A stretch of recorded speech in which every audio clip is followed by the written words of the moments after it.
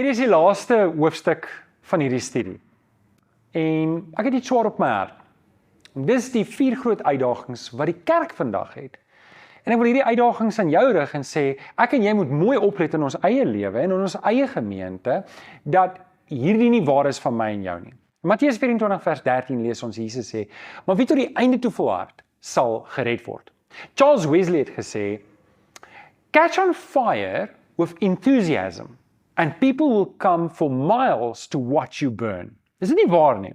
As ek aan die brand slaan vir die Here, dan sal mense uit nuuskierigheid en uit opgewondenheid kom kyk en self ook aan die brand slaan. Die grootste uitdaging wat die kerk vandag het, is nie die moslems wat besig is om uit te brei nie. Die grootste uitdaging wat die kerk vandag het, is nie die regering wat die kerke en die skole belet dat die Bybels versprei mag word in hospitale en in hotelle nie. Dis nie die grootste uitdaging vandag nie. Die grootste uitdaging wat die kerk vandag het, is nie die Darwin-teorie en die evolusieteorie wat in skole geleer word as die waarheid nie. Nee, dit is nie. Die grootste uitdaging wat die kerk vandag het, is duisende mense wat sê hulle is lief vir die Here.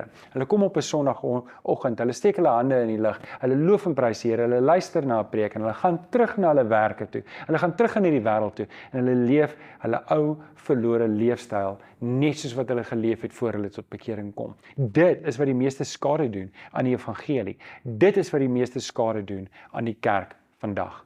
Matteus 5 vers 13 vra Jesus die vraag: as sout verslaan het, hoe sal dit weer herstel kan word? Dit het niks meer werd nie. Dit word op die grond uitgegooi en dit word vertrap. En dit is ongelukkig die waarheid van baie gelowiges vandag, baie gemeentes vandag. Hulle sout het verslaan. Nou, ek wil kyk na die 4 groot uitdagings wat die kerk mee vandag sit, waarna ek en jy moet uitkyk en ons werklik moet opstaan teen en sê, nee, hier onderhandel ons nie. Is jy reg hiervoor? Natuurlik kan jy die eerste 4 hoofstukke van Openbaring lees en daar gaan jy die uitdagings lees in die gemeentes, want ek gaan dit daar uithaal. Uitdaging nommer 1 is, jy kry mense wat woordvas is, maar is liefdeloos. En dis die gemeente in Efese.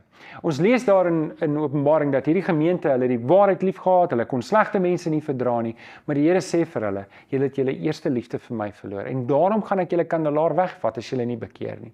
2 Korintiërs 3 vers 6 sê, die letter maak dood, die gees maak lewend, en dit mag wees dat jy dalk iemand is, of jy ken iemand, wat hulle is lief vir die waarheid, en hulle staan in die waarheid, maar jy kan sien, daar's geen liefde van Jesus nie. Daar's geen verhouding met die Here nie. Daar's geen verhouding met mense nie.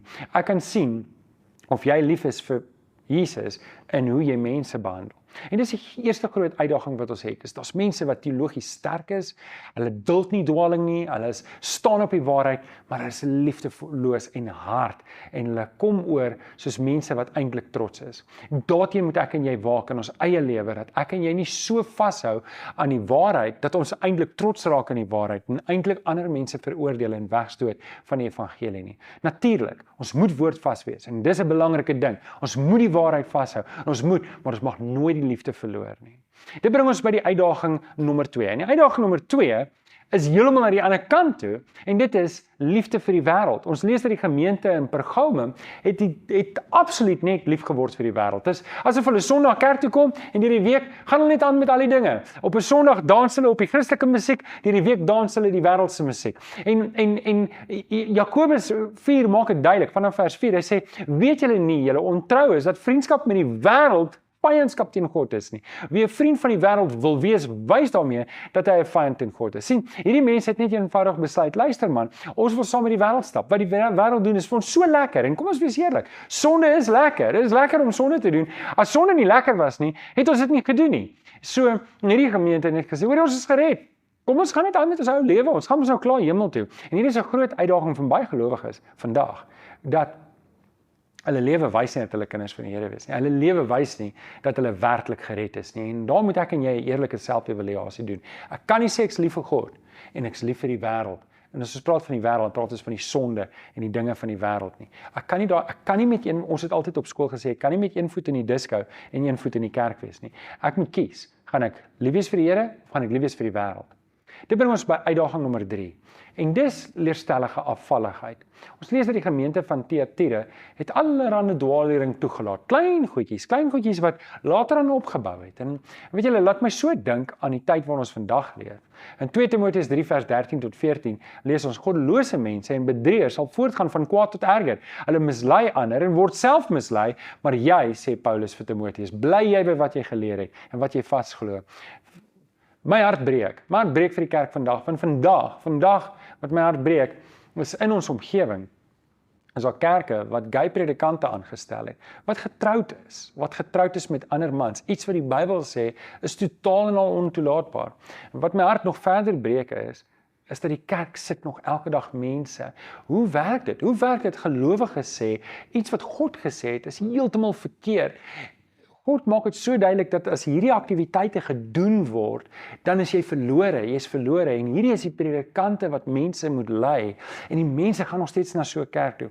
Ek verstaan dit nie, hoe kan jy iets wat so radikaal teen die woord is, toelaat in die kerk, en almal aanvaar is oké nie. En dis wat Thyatira gedoen het. Thyatira het eenvoudig net onderhandel, hulle het net eenvoudig dwaallering toegelaat. En die probleem is, ek en jy is verantwoordelik vir die waarheid. Ek en jy mag dit nie toelaat nie. En daarom moet ek en jy seker maak dat die gemeente bly by die waarheid en bly by die woord. En ek wil jou mooi vra om te oorweeg, as jy in 'n gemeente is waar daar so dramaties van die waarheid afgedwaal word, en jy het gaan praat met die leierskap en hulle het nie geluister nie, dan is dit tyd om 'n nuwe gemeente te gaan soek, want jy kan nie daar bly nie. Hulle sal jou in dit intrek, en dit sal net van sleg na slegter gaan. En dit bring ons by die 4de uitdaging van ons tyd, en dit is om geestelik dood te wees. Daar's Christene wat net eenvoudig, hulle doen alles reg, hulle gaan kerk toe, hulle sing die liedjies, hulle doen al die goeders, en ons praat nou van Sardes en Laodicea, maar hulle het so gemaklik geraak, hulle het genoeg geld, alles in hulle lewe is eintlik aanvaarbaar, alles loop mooi, alles loop reg, maar daar's geen meer uitdagings nie. Hulle praat die taal, maar hulle harte is ver van die Here. Daar's nie noodwendig sonde nie, maar hulle is dood. En baie gelowiges vandag is daar, en die Here roep Laodicea tot bekering. Hy sê in Openbaring 3 vers 16, omdat julle lou is, julle is nie warm nie, julle is nie koud nie, julle is nie voluit vir die Here nie, julle is nie voluit teen die Here nie, julle het net hierdie mog getroffe verhouding met die Here. Sê die Here, gaan ek julle uit my mond uitspoeg. Hy sê, ek staan by die deur en ek klop, en ek wil hê, jy moet oopmaak, sodat ek en jy weer 'n feesmaal kan hê. Die Here roep my en jou om 'n warm geloof te hê. Onthou wat het John Wesley gesê in die aanhaling wat ons in die begin van gepraat het, slaan in die brand vir die Here, en mense sal vir myle agter jou aanloop, om te kom kyk waarom jy brand, en hoekom jy die Here dien. Nou, kom ons som dit op.